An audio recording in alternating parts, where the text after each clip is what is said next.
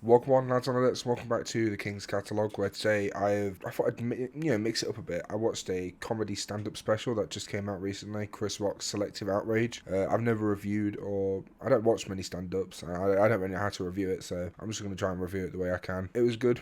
I really did enjoy it. It was a great show. The jokes were good. All the jokes hit, like the Kardashians just loving everyone, racist yoga pants, and he did go into the Will Smith stuff, which was to be expected.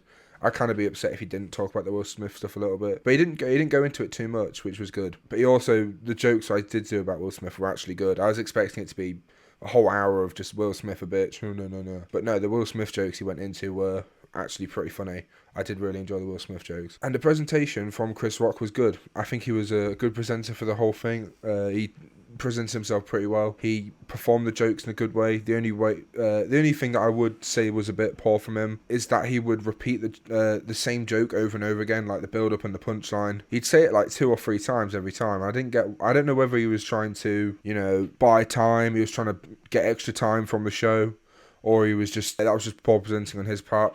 But either way, I think it was good.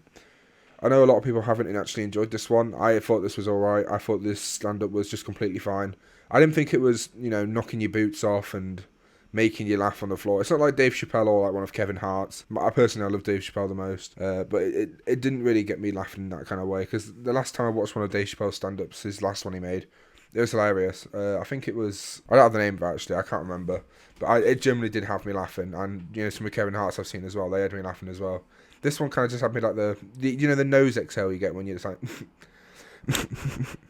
that.